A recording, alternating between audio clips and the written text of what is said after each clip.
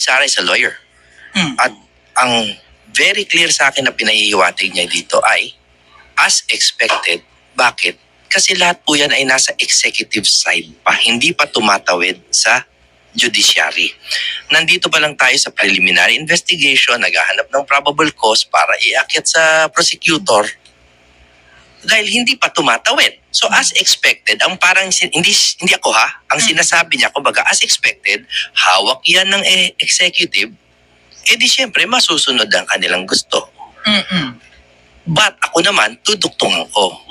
No? As expected, na kontrolado ng executive, but wag sumuko dahil pagdating sa judiciary, magtiwala tayo sa justice system. Pero base dun sa mga initial statements ni VP Sara, pwede ba ikaw as a lawyer, you think you can consider that as an assassination plot against the president? Yung nauna niyang sinabi dun sa kanyang press statement. That is for the courts to decide, pero ako, I go with the argument of Senator Bato that what she gave were what were conditional threats. If that, then. Paano ko baga, pag may nangyari sa akin, ito po, maanghang na salita kunyari, pag may nangyari sa akin, papatayin ko to. Pangit, pakinggan. Hindi po maganda, sa totoo lang. Pero hindi threat yun. Kasi may kondisyon eh. Kung patayin mo ko, papatayin kita. Parang gano'n. Oo. Ano pong difference ng conditional threat na sinasabi po ninyo and grave threat? O siyempre, ang grave threat is talagang papatayin kita. Tapos. No? Ngayon na yun, ibig sabihin gagawin ko na. Yung conditional threat, kapag nangyari ito, gagawin ko. Ibig sabihin, wala pa akong planong gawin. No? So that's the argument that a lawyer might make. No? Again, wag niyo sana akong iipit dyan. Marami akong sarili kong problema. Pero opinion ko yon na it's conditional. Ang sana po, maintindihan ng tao, siyempre sa preliminary investigation, mababa ang quantum of evidence. Probable cause lang hinahanap eh. So, palagay ko, talagang tatawid yan. Pero pagdating sa korte, walang guilt beyond reasonable doubt.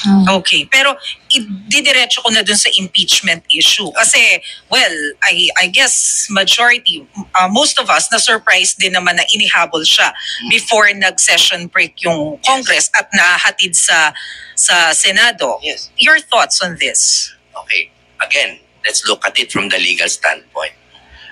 Nalilito ang tao sa judicial process saka political process. Ang impeachment is talagang political. It's a political process. So, minadali nila, I don't like it, pero yun ay kanilang prerogative. Gusto nilang madaliin. Ang reasons behind impeachment is always political. Kasi hindi naman yan finding of guilt. Wala namang kaparusahan yan kung di ang pagtanggal sa posisyon. So, yes, minadali siya, pero karapatan ba gawin yun ng Kongreso? Yes. Should they have done it? Well, I don't think so. And since this is political, how will it affect yung at least pangangampanya ng mga nasa PDP laban? Because as we all know, ang Duterte nakasuporta sa inyo. Well, allow me to be hopeful. I think ang epekto niyan ay positive because it will create a protest vote. But that is just me. That's just me being hopeful. Pwede ring manghinaan ng loob yung buong Duterte group, pero hindi naman siguro. I think it solidifies the Duterte support.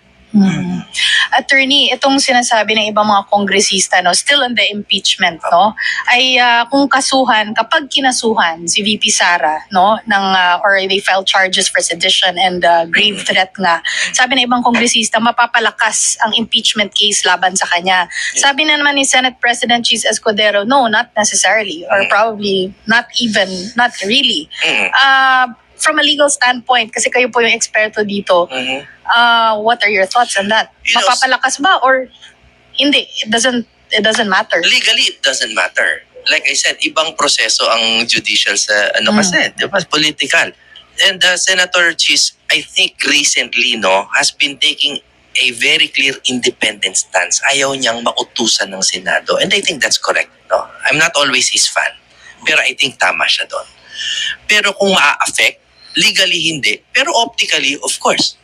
Of course, lalo na pag nakasuhan siya at talagang mahatulan siya.